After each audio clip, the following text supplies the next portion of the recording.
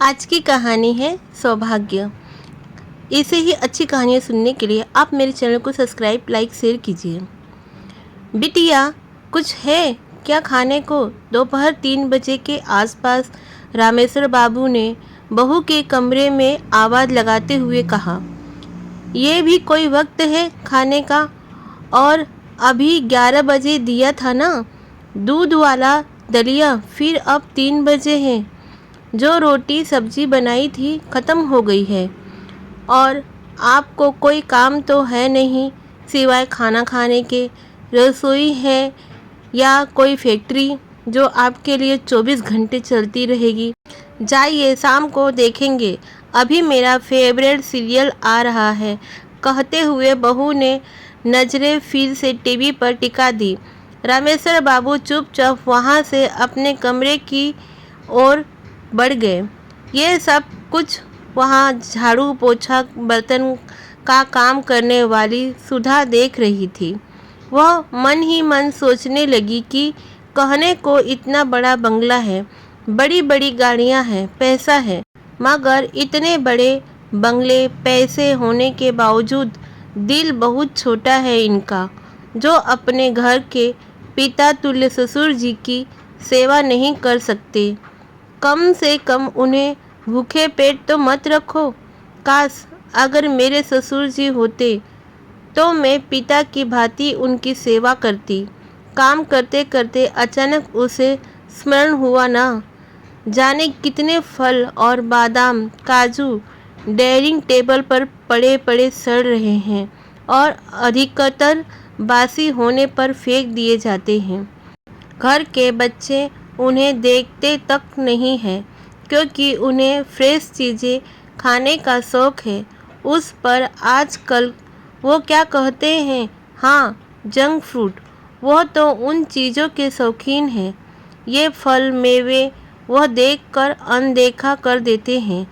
साहब मालकिन को जहाँ अपने काम और किटी पार्टी से फुर्सत ही नहीं है, तो वह क्या खाएंगे और क्या देखेंगे?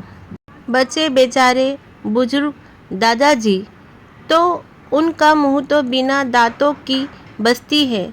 उनकी दाल तो खिचड़ी दलिया से ही गल सकती है, तो वह क्या खाएंगे फल मेवे? तभी कुछ सोचते हुए सुधा का चेहरा खिल उठा।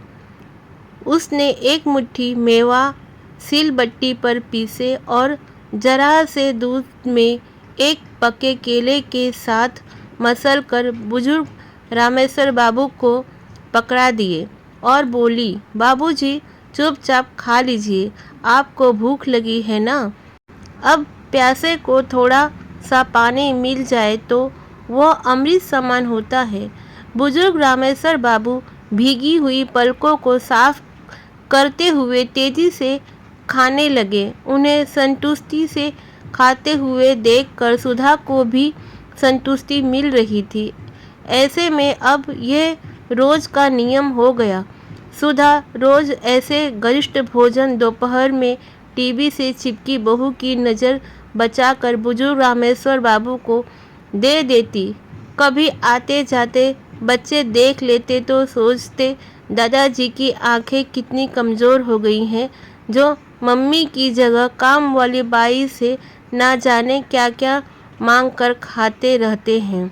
वहीं दूसरी ओर घर की बहू सोच कर खुश होती कि मेरी डांट डपट से बूढ़े पिताजी काबू में रहते हैं, तो वही घर का बेटा पिताजी की सुधरी सेहत देखकर सोचता कि उनकी पत्नी अपने ससुर जी का भरपूर ख्याल रखती है।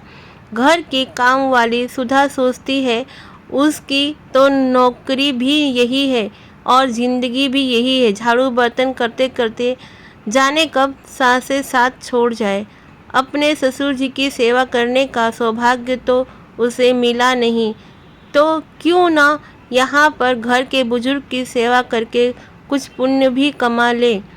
वही बुजुर्ग रामेश्वर बाबू सोचते कि अब सोचना समझना क्या है, दिन ही तो काटने ही है। भूखे रह कर मरने से अच्छा आखिरी वक्त में जो सेवा और सम्मान दे रहा है, ले लो और वह अक्सर सुधा को आशीर्वाद देते हुए सोचते, अगले जन्म में भगवान मुझे अमीर बनाना चाहे मत बनाना, बस बेटी देना या बहू देना, तो ऐसे सुलझे हुए संस्कारों वाली सुधा जैसी देना। ऐसी ही अच्छी कहानी सुनने के लिए चैनल को सब्सक्राइब, लाइक, शेयर कीजिए।